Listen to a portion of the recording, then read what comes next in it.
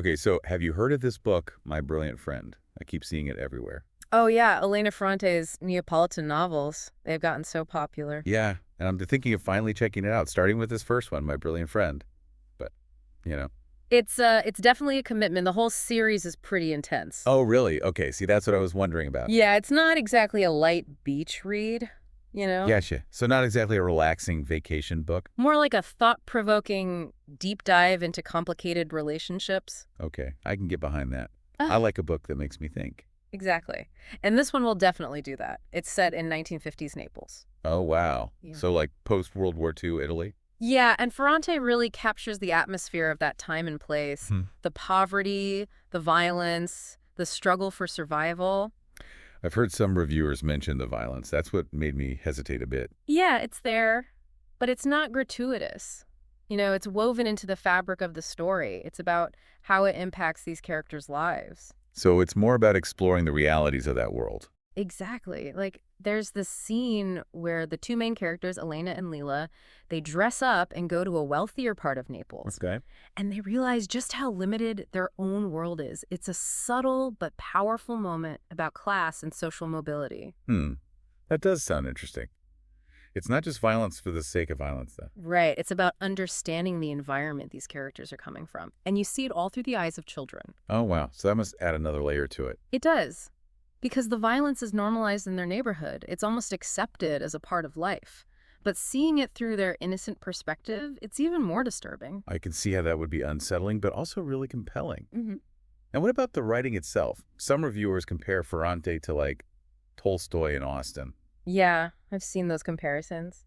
And I think they're apt in a way because Ferrante, like those authors, she has a gift for capturing human relationships with incredible realism. Okay, so it's not just, like, plot-driven. It's really character-focused. Definitely. And her prose is direct, almost stark at times, Right. but it has this power that pulls you in. So no flowery language or anything. Not at all. She doesn't waste a word. Every detail, every interaction feels significant. That's what I hate when authors over-explain things. You won't find that here Ferrante trusts her readers to connect the dots. Yeah. And that's part of what makes the book so engaging. You're constantly thinking, analyzing, trying to figure out what's going on beneath the surface. Exactly. Okay, now I know one thing that some readers have mentioned is the number of characters. Oh, yeah? I've heard it's like a whole cast of characters. It is, there's a large cast.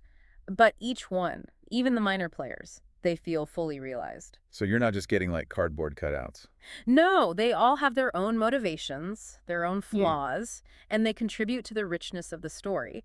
And Ferrante does a great job of introducing them gradually. Okay, good. So it's not just, like, information overload. It's woven into the narrative, so it never feels overwhelming. Yeah. But let's talk about the main characters, Elena and Lila. Yeah, their friendship. That's, like, the heart of the book, right? Absolutely. And it's a complicated one. It's intense, competitive, at times downright toxic. Yeah. Oh, wow. So it's not just, like, a feel-good friendship story. No, they're best friends, but they're also rivals. They compete for everything. Grades, boys, even their mother's attention. That sounds intense. It's like a realistic look at female friendships. It is, especially in an environment where opportunities are scarce, you know? Yeah, I can see how that dynamic would make for some serious drama. Oh, absolutely.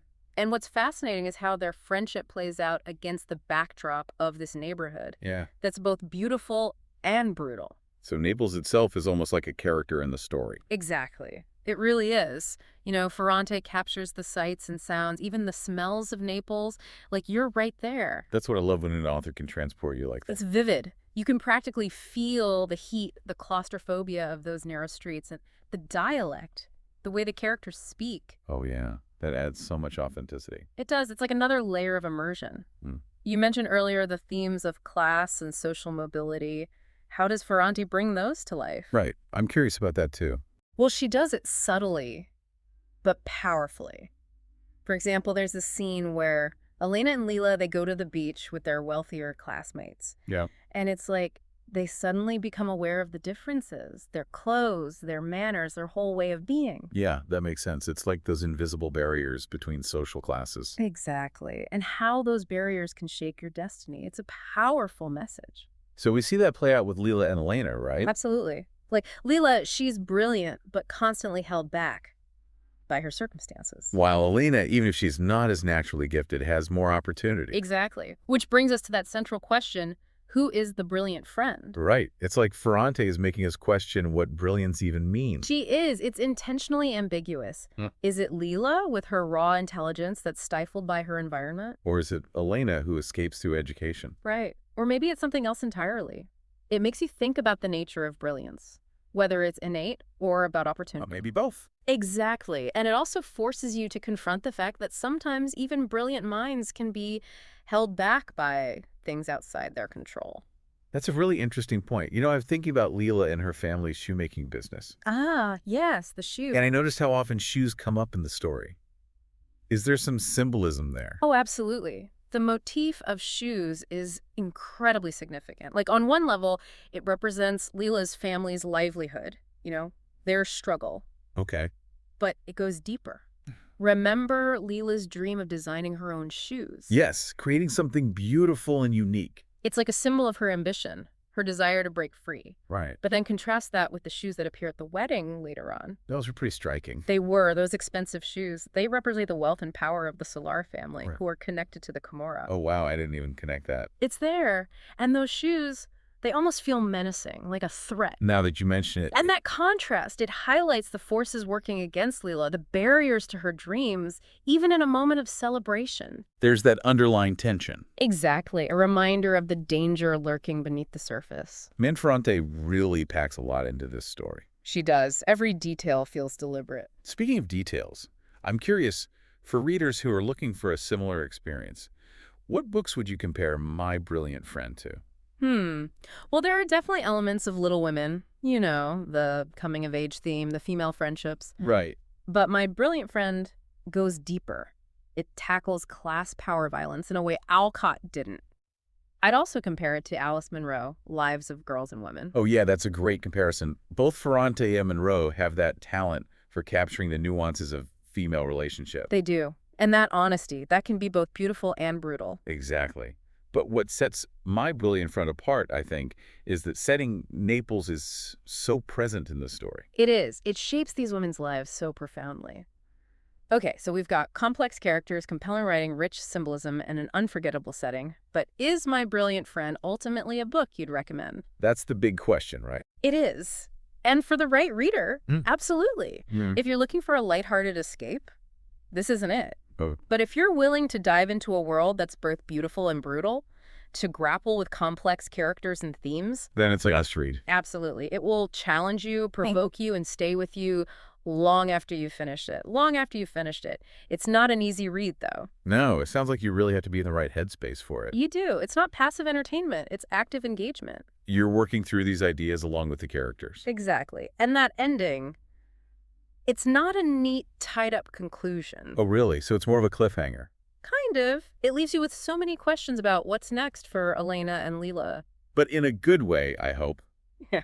Like it makes you want to keep thinking about them. In a good way. It's not just a cheap trick to get you to read the next book. It's more about leaving you with that lingering sense of wonder. Exactly. Like life. Yeah. There are no easy answers. Yeah. No guaranteed happy endings. And it makes it more realistic in a way.